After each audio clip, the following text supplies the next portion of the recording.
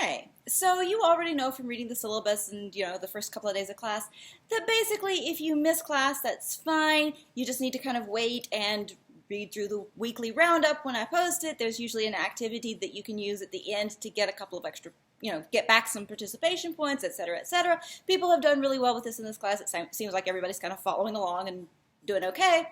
In this particular case, so this is Wednesday, January 25th when I'm recording this, what we did in class yesterday, or a specific portion of what we did in class yesterday, we really build on very directly on Thursday, which is going to be tomorrow.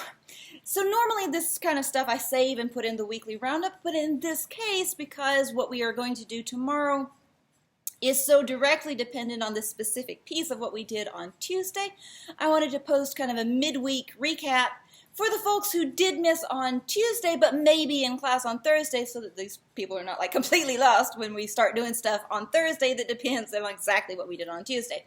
So the specific thing that we did on Tuesday that really leads into tomorrow's class is that we went through the elements of a proposal argument. We started talking about Patrick O'Malley's essay, More Testing, More Learning, in terms of a proposal argument, but we're going to do more of that on Thursday than we did yesterday. So you really need to know those elements of a proposal argument before you get to class on Thursday. That's what I'm trying to say here. Okay.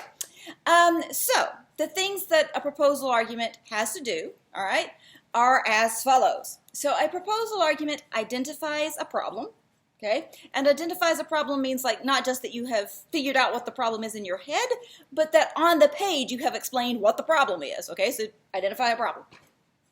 So a proposal argument identifies a problem, demonstrates that the problem is a real problem and the reader should care about the problem. Now, in a perfect world, readers would always care when there's any kind of problem because they would just be caring and empathetic people. We know humans are not like that, right? So you've got to prove that the problem is a real problem in the sense that this is a real thing that really happens and it's a problem that it happens, right?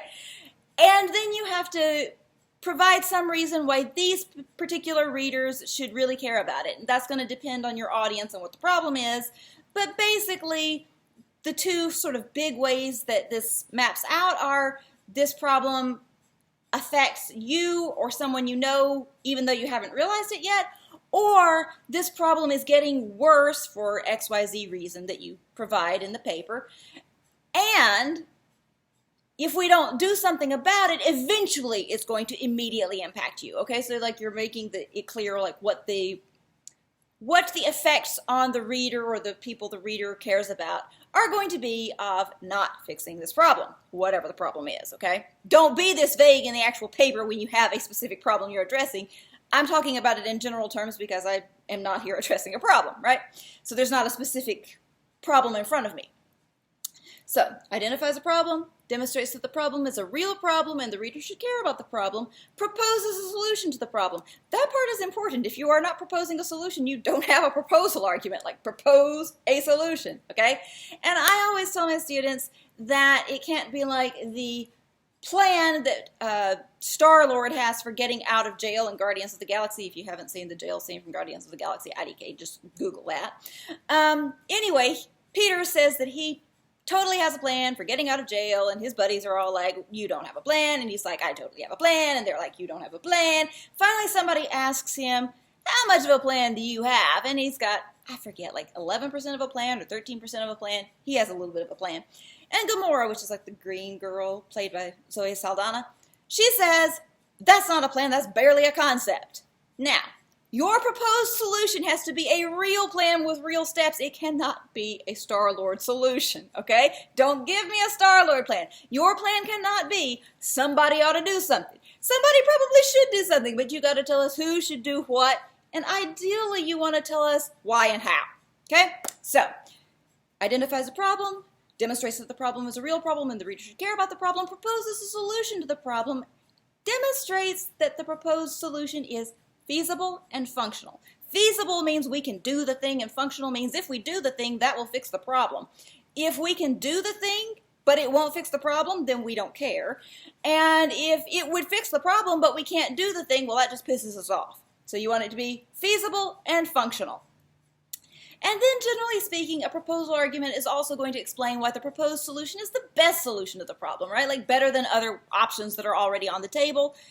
What those are, that's going to depend on like the specific problem that you're dealing with and what other people have already said they might do about it. Okay, like this changes every single time, but usually there's more than one attempt to fix a problem, and you want to explain like in addition to fixing the immediate problem, your solution is going to also like beautify the landscape or something, okay? It always depends on the solution you're proposing and like what other options are on the table, all that kind of stuff. But that, like, we can work that out in class, okay? And we will over a series of class periods because we're going to work our way into some proposal arguments. The key thing that you need to know for Thursday, which is tomorrow, is that the elements of a proposal argument, I am indeed going to go over them again, are identifies a problem, demonstrates that the problem is a real problem and the reader should care about the problem, proposes a solution to the problem, demonstrates that the proposed solution is feasible and functional, and explains why the proposed solution is the best solution to the problem. If you know all of that, then you should be in great shape for class on Thursday when we will examine in greater detail Patrick O'Malley's essay, More Testing, More Learning, in light of a proposal argument, and also begin to kind of brainstorm what problems we might want to take a look at ourselves. Talk to you soon.